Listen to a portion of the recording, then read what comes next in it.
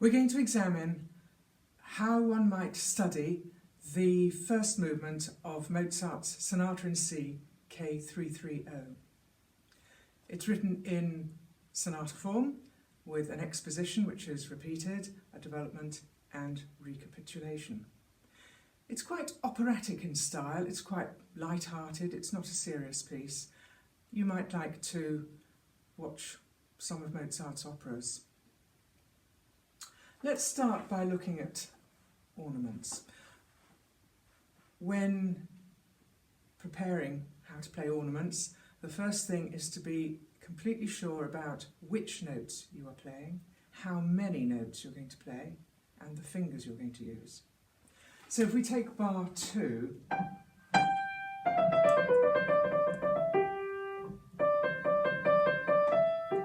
this ornament here, I like to start on the note above the upper auxiliary,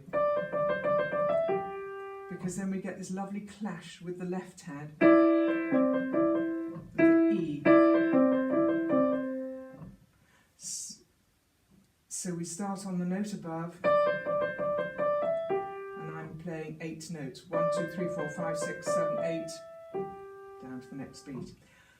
You can either use finger 2 and 3, 3, 2, 3, 2, in which case there's lots of fingertip movement. The fingers are doing the work.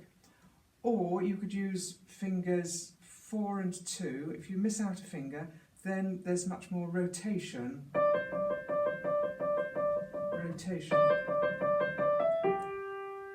You must decide what you want to do. We could practice lifting the fingers, very active fingers, which will give a much stronger sound. We could practice with the fingertips very close to the keys, because eventually we want a soft sound, and generally the closer to the keys your fingers are, the softer the sound. We could practice staccato or legato. We could practice quite slowly, speeding up.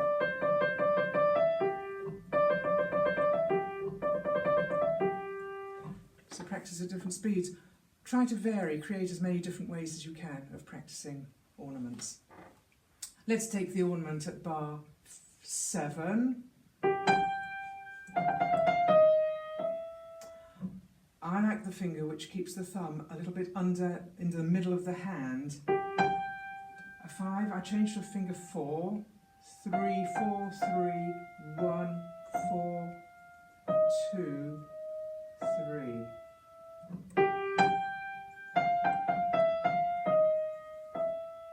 And that keeps the hand beautifully balanced. We've got an ornament at bar 26. Here I start the ornament on the main note, because the skeleton of the theme is the last 3 notes. So I feel we need to hear that shape, and if we start on the upper note we'll lose that. So we've got an ornament at bar 37. Sorry.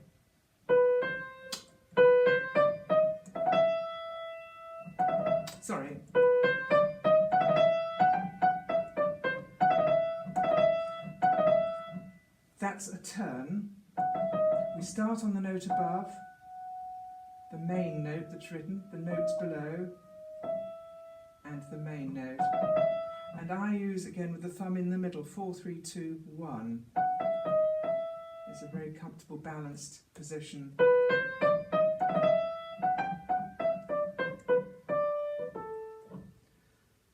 And let's just look at one more. We've got an ornament at bar 47. There, again, I start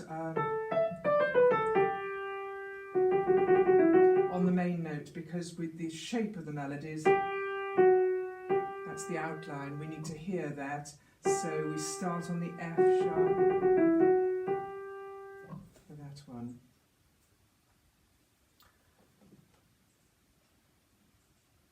Articulation is always important in classical, particularly in classical music. Let's look at the slurs.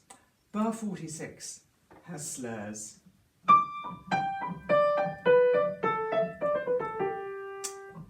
Slurs. What do we want? What sound do we want from our slurs? The first note of a slur is always stronger, the second note is softer. The first note is legato to the second note, and the second note we float off. There's a lift after, at the end of it.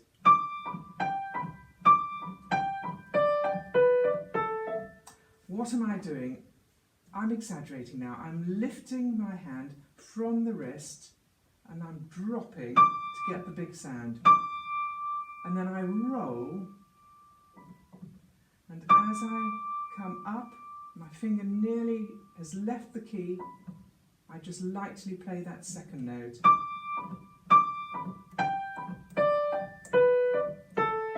And when I drop, I don't allow my wrist to drop down, I keep the wrist long. So keep the wrist level. It's very supple, but it's level, it doesn't drop down. So strong, soft, drop up.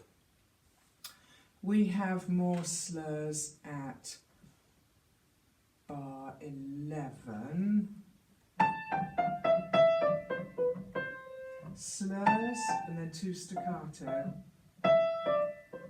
So it's a down, rolling, up, and it's just one movement, 4 notes, so one movement for 4 notes.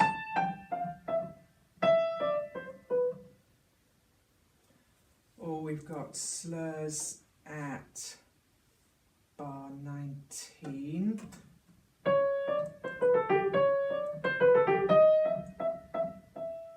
So again, it's a down, up, down, up, down, up. All the way through, there is articulation.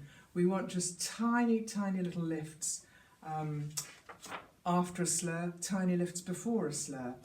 Let's just look at a couple more. Bar 59, for instance, the beginning of the development.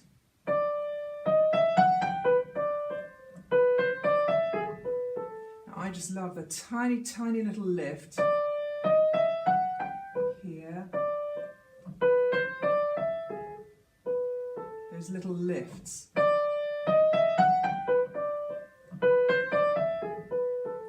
Or I love the tiny little lifts of 75, 76. Rather than,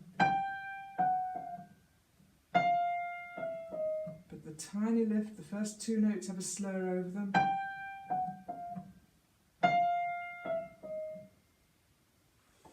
You must decide what you want to do with the articulation, but I find that very, very effective. Rests are incredibly important, silences. So if we, particularly it's in this piece, it's the left hand after we have a crotchet note and a crotchet rest, or a quaver note and a quaver rest.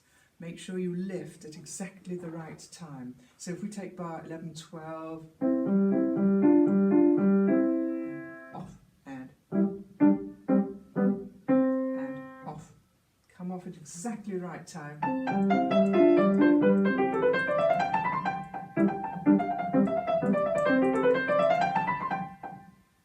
Or we've got quavers at bar 30, left hand.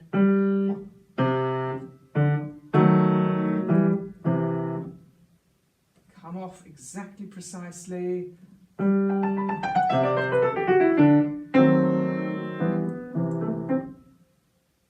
Absolutely cleanly.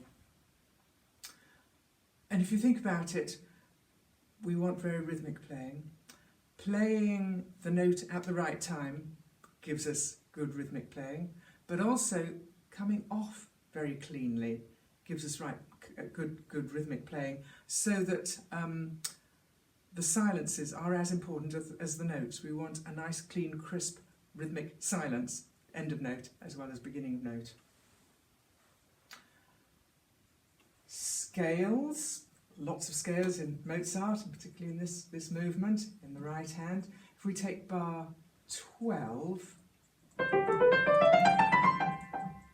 some demi-semiquavers there. What do we want? We want the scales to sound smooth and even and easy to play. How can we practice them?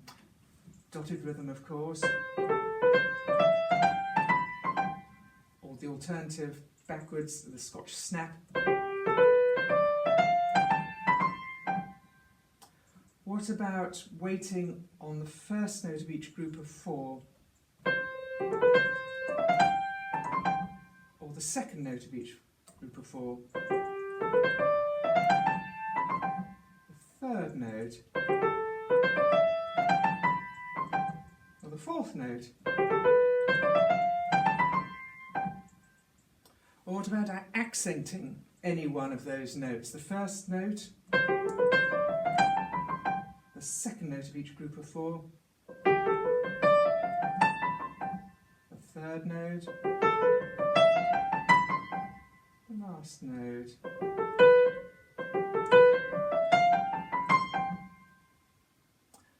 We could play them staccato,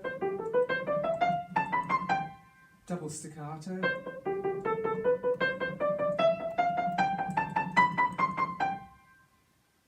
invent different ways of practicing. Every day you could take 2 bars with scale passages and do some different games with them.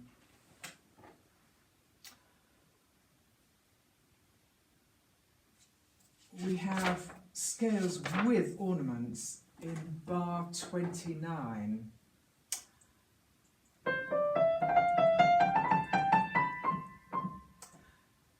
We can either put in 2 extra notes there, or we can just put in a little grace note.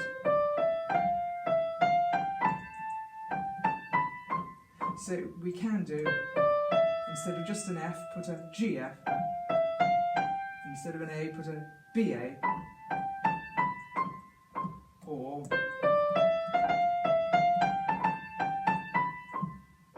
either way, it'll need practicing because it's quite fast. We've got some FPs, forte pianos, and we've got some sforzandos. Bar 31, we have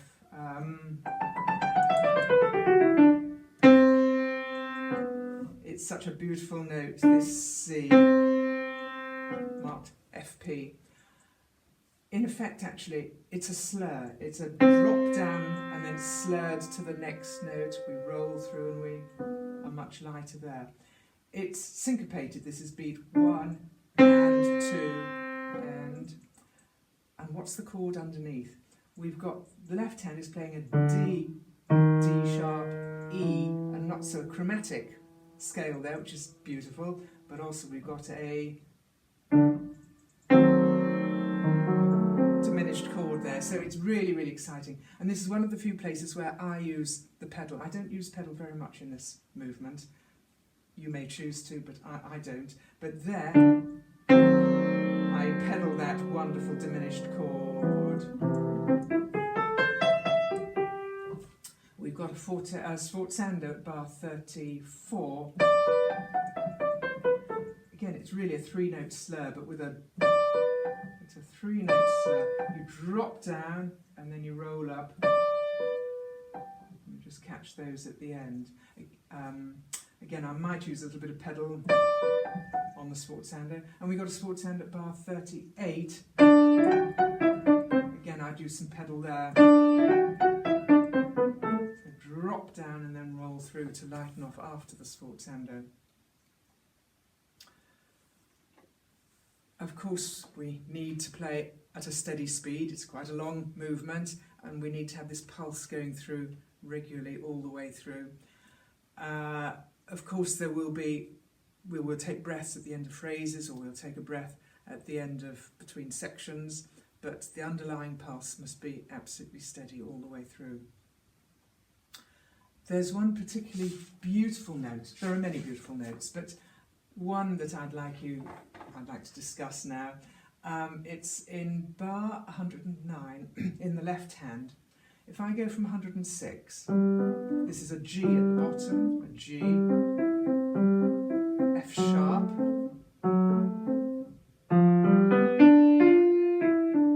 we have this F natural. So we've got a G at the bottom and then an F sharp and then an F natural. Now, that's in the recapitulation. The equivalent part in the at the beginning in the exposition is a bar 19. The left hand is a G, Mr. Five's on a G. F sharp. F sharp goes to G. Because in the exposition, the first subject is in C major and then the second subject is in G major, the dominant. So we have those F sharps, we want those F sharps. In the recapitulation, the first subject is in C major and the second subject also needs to be in C major, so that the piece ends in C major, in the tonic. And so Mozart cleverly puts in this F natural and it's so beautiful.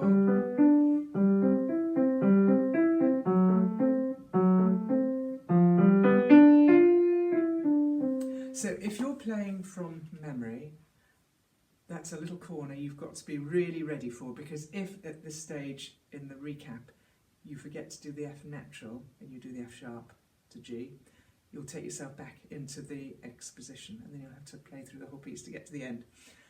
But more importantly than that, musically, it's just a gorgeous little corner that we want to hear. We don't want to accent these F naturals, but we just want to make them important, perhaps delay, perhaps linger a tiny little bit, just give a tiny little bit of emphasis to them. So they're really, really beautiful. I hope you'll enjoy studying this lovely Mozart movement.